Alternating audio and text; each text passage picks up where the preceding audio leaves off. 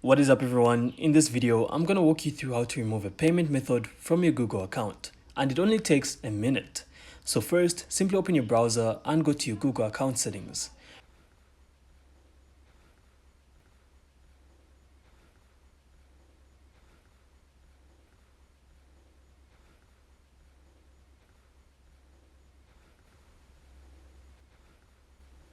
From here, you can then click on Payments and Subscriptions.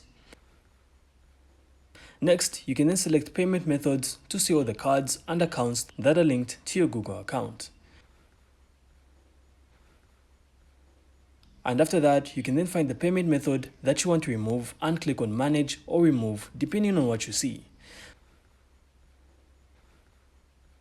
So from here, you can then confirm the removal when prompted. So if the option is grayed out, simply make sure it's not set as your primary payment method or tied to any active subscription, because if it is, you won't be able to remove your payment method. So once it's removed, the payment method will no longer be used for Google services or purchases.